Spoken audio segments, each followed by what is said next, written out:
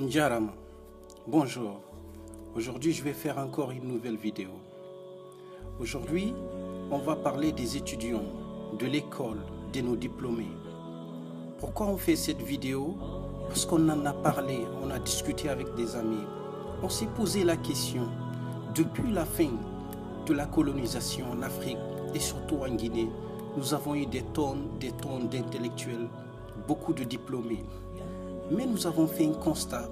Nous nous sommes dit que depuis que l'Afrique a été l'Afrique et la Guinée surtout, les intellectuels, ce sont eux qui ont mis l'Afrique encore beaucoup plus en retard. Le colon nous a légué l'école coloniale et nous a laissé son enseignement pour nous rendre encore plus esclaves. Et aujourd'hui, dans le monde occidental, il y a un mouvement qui se met en place pour être contre les études et contre l'école même. Même leur système éducatif en Occident est en faillite. Alors qu'en Afrique, on continue toujours d'apprendre des matières, des filières qui ne correspondent pas à notre réalité en Afrique. Je prends l'exemple de la Guinée. Depuis la fin de la colonisation, nous avons eu des tonnes et des tonnes d'intellectuels. Qu'est-ce qu'ils ont servi à la Guinée? Si la Guinée elle est aujourd'hui ce qu'elle est, c'est grâce aux petits commerçants, aux marchands, aux boulangers, aux menuisiers, aux mécaniciens, aux forgerons. Ces gens-là n'ont pas bac plus 2, ils n'ont pas bac plus 5, ils n'ont pas fait l'université. C'est grâce à eux que la Guinée fonctionne aujourd'hui. Tous les intellectuels qui ont fait des études, qui sont sortis de l'université, n'ont rien fait pour la Guinée. Et quand l'école coloniale nous a légué cette école coloniale et les diplômes universitaires, c'est pour nous rendre encore beaucoup plus aliénés, culturellement et mentalement. Ils nous apprennent encore à être plus esclaves. Parce que tu passes 20 ans d'études et quand tu sors avec ton diplôme, tu cherches encore un patron qui t'emploie pour être esclave. N'avez-vous pas remarqué qu'à l'école, on ne t'enseigne jamais comment chercher de l'argent? On ne t'enseigne jamais comment créer une entreprise. On ne t'enseigne jamais comment faire son propre business et être indépendant. On te dit juste apprends ça et ferme ta gueule. Quand je prends le cas de la Guinée, tu as des filières, la sociologie, l'histoire, la géographie.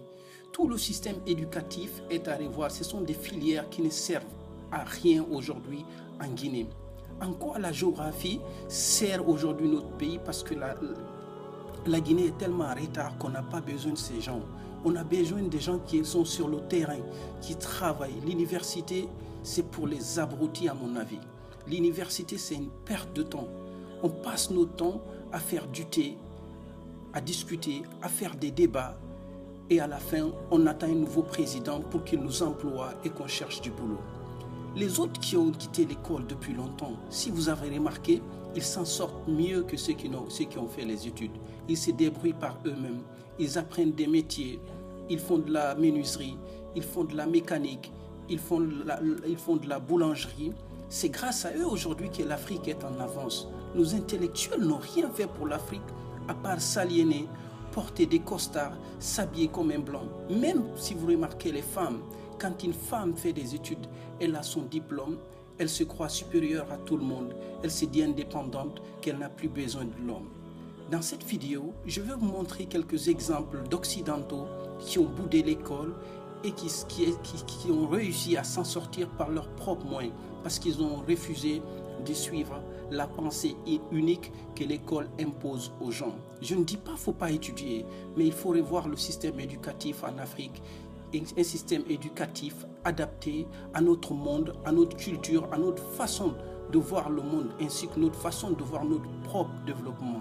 Je vous laisse regarder quelques vidéos et vous allez voir ce qui se passe aujourd'hui. La réalité est toujours amère.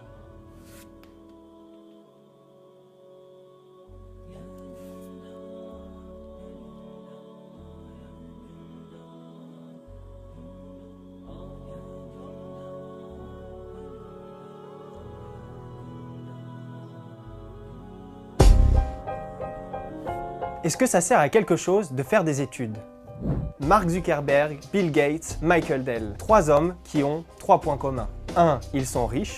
2. Ils font la une des magazines. Et 3. Ils n'ont pas fini leurs études. Des gens comme ça, il y en a plein aux États-Unis, mais il y en a aussi en France. Xavier Niel a arrêté ses études en prépa, le maire de Nice n'a pas son bac et Fabrice Lucchini a quitté l'école à 13 ans. J'ai quitté l'école à 13 ans. Plusieurs d'entre eux d'ailleurs ne se contentent pas de ne pas avoir fait d'études, ils le revendiquent.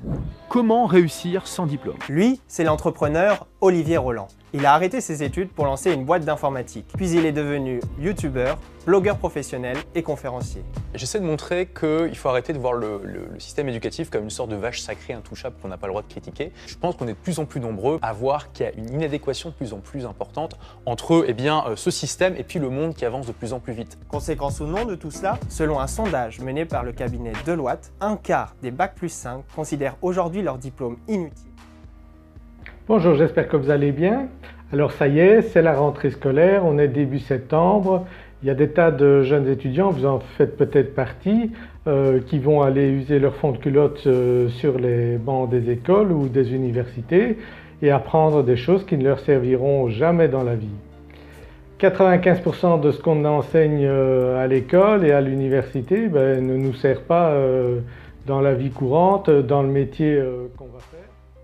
Et pourtant, il y a une question qui revient tout le temps dans les commentaires, sur ma chaîne, dans les lives. C'est 1. Pourquoi t'as arrêté tes études? Et 2. Est-ce que moi je dois faire des études? C'est une question qui est totalement légitime, que moi je me suis posée énormément avant de me lancer.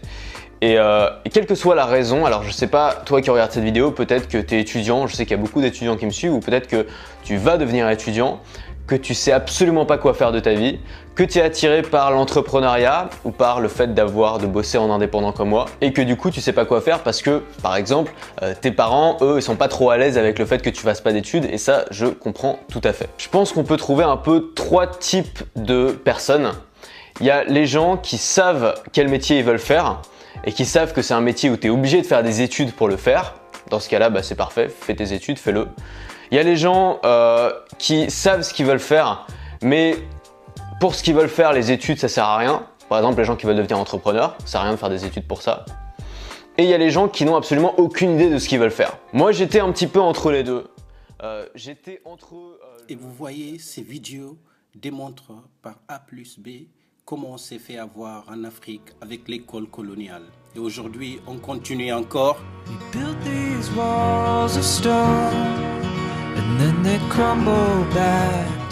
On continue à faire des études de Bac+5, Bac+8 sans avoir aucun métier dans la tête.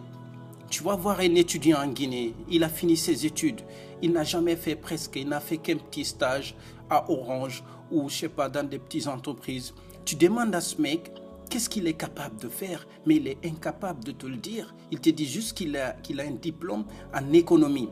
Mais tu n'as pas besoin de Bac+5 pour réussir. Jeunes et vieillards travaillent l'aluminium, la principale matière utilisée pour la fabrication des marmites et qui provient le plus souvent des pièces d'automobile usées.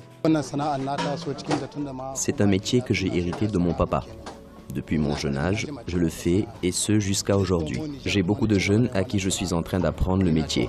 Dieu merci, j'arrive à subvenir à mes besoins et de ma famille grâce à cette activité. La fabrication artisanale des marmites est une aubaine pour beaucoup de jeunes.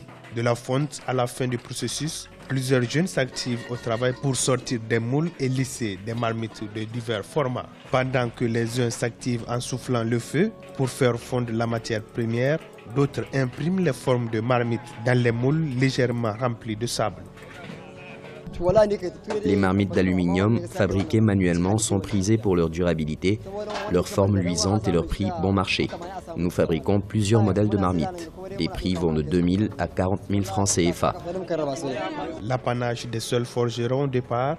Aujourd'hui, cette activité est devenue l'affaire de beaucoup de personnes qui l'exercent pour tirer le produit de leur subsistance. Pour de nombreux jeunes engagés dans ce circuit, ce travail les libère du chômage. Pour leur reconnaissance et une meilleure production, ces forgerons se sont constitués en coopérative depuis 2006. Une façon, selon eux, de développer.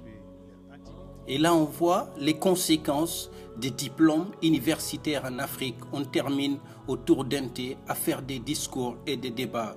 Parce qu'on ne nous a pas appris à penser par nous-mêmes, on nous a appris à avoir une pensée collective. il est temps qu'on réfléchisse sur un autre système éducatif en Afrique adapté à notre culture. Il faut qu'on arrête de penser que l'université ou les études, c'est la seule source de s'en sortir aujourd'hui.